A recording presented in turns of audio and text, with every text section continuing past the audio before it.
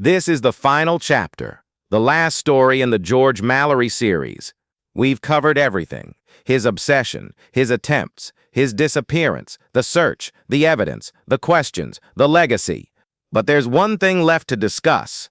The most important thing: what does George Mallory's story teach us? What should we take from this 100-year-old tragedy? What's the final message? Let's start with what this story is not about. It's not about whether Mallory summited Everest. We've discussed that endlessly. The answer doesn't exist. Maybe it never will. And honestly, it doesn't matter as much as we think. This story isn't about reaching the top of a mountain. It's about something deeper, something more universal. It's about what humans are capable of when we refuse to accept limits. In 1924, the world said Everest was impossible. The altitude was too high, the cold too extreme, the challenge too great. Mallory didn't accept that. He looked at the impossible and said, "Let me try anyway." That's the first lesson. Don't let others define your limits. The world will always tell you what you can't do, what's impossible, what's unrealistic. Ignore them. Try anyway. Mallory might have failed, but his failure pushed human understanding forward. His attempt showed that the impossible was closer to possible than anyone thought. That's worth more than most successes. Here's the second lesson. The attempt matters more than the outcome. We're obsessed with results, with winning, with being the best. But Mallory's story reminds us that how you try matters, how far you push matters, how much you give matters, even if you don't reach your goal. Mallory gave everything, literally everything, his safety, his comfort, his life. That's noble, that's honorable, that's worth celebrating. Success isn't always about achieving the goal. Sometimes it's about how hard you tried.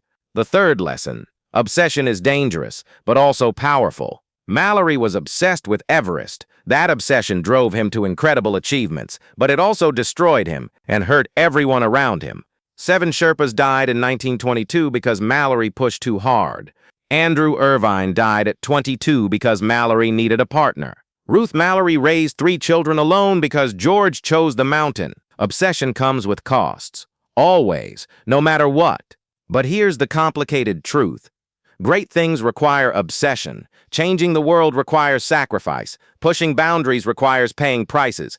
The lesson isn't don't be obsessed. It's know what you're willing to sacrifice and know who else pays the price. Mallory's obsession inspired millions, but it devastated his family. Was it worth it? That's for each of us to decide. For our own obsessions, our own dreams, our own sacrifices. The fourth lesson: partnership matters. Mallory and Irvine climbed together, trusted each other, depended on each other. When Mallory fell, the rope broke. Did Irvine cut it to save himself? Did it snap naturally? We don't know. But either way, they were tied together, literally and metaphorically. When you pursue big goals, you don't do it alone. You need partners, team members, people who believe in you. And when things go wrong, those people suffer too. They fall with you, or they're left behind. Choose your partners carefully. Treat them with respect. Remember, they're risking as much as you are.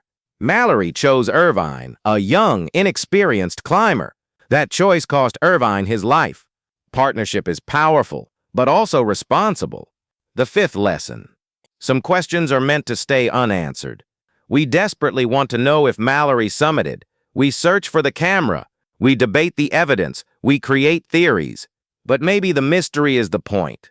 Maybe the unanswered question is what keeps the story alive. If we knew for certain that Mallory summited, what would change? Hillary would lose his place in history? Mallory would gain it? That's ego. That's about records and firsts and recognition. The story is bigger than that. The story is about human spirit, about pushing limits, about refusing to quit. That story doesn't need an answer. It needs the question, the eternal question, the driving question. What are humans capable of? We don't know. We'll never know completely, and that's okay. That's what drives us forward. The sixth lesson: legacy isn't what you achieve, it's what you inspire. Mallory died without knowing if he summited. He died without recognition or glory. He died believing he might have failed. But 100 years later, his name is immortal. His words inspire millions. His story changes lives. That's real success. Not the summit, not the achievement, the inspiration, the impact, the change. What are you building that will outlast you? What are you creating that will inspire others after you're gone? That's what matters. That's legacy. The seventh lesson. Death doesn't diminish achievement. Mallory and Irvine died on Everest. By some definitions, that's failure. Getting down is mandatory. But we don't remember them as failures. We remember them as heroes. Because they attempted something extraordinary. Because they pushed themselves to the absolute limit. Because they gave everything. Death doesn't erase that. Death doesn't diminish that. If you're pursuing something meaningful and you give everything and you don't succeed, that's not failure. That's heroism. The outcome doesn't define the worth of the attempt. The eighth lesson, because it's there, is the only reason you need. Why climb Everest? Why pursue difficult goals? Why take risks? Because it's there. Because challenges exist. Because you can. That's enough. You don't need a better reason. You don't need to justify ambition. The challenge itself is the reason. The difficulty itself is the motivation. If you're waiting for the perfect reason to pursue your dreams, you're wasting time. Because it's there is sufficient. The ninth lesson. Time reveals truth, but not always the truth you expected. In 1924, Mallory died in obscurity. Nobody knew if he summited. The expedition was considered a tragic failure. But time changed that narrative. Time revealed Mallory as a pioneer, a hero, an inspiration. The truth isn't always immediate. Sometimes it takes decades. Sometimes it takes a century. Don't judge your attempts too quickly. Don't declare failure too fast. Time might prove you right, even if you're not there to see it. The 10th lesson. Mountains don't care about you, but that's why they matter.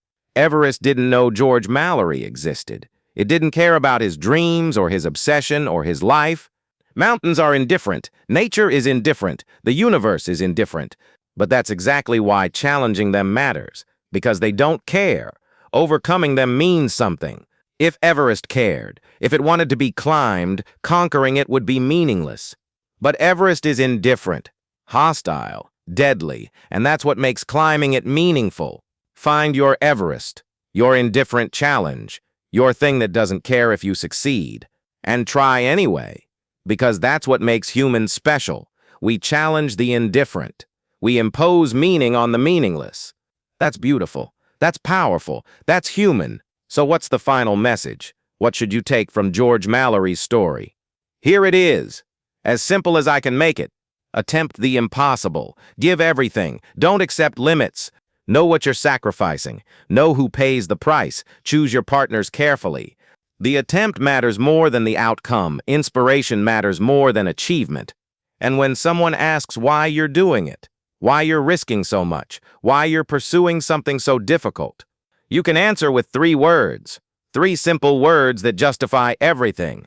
Because it's there. That's the final message. That's what Mallory taught us. That's what his story means. George Mallory died on Mount Everest on June 8, 1924. He was 37 years old. He may have summited, he may not have, but 100 years later, his story still inspires. His words still motivate. His attempt still matters. That's immortality. That's success. That's what it means to truly live.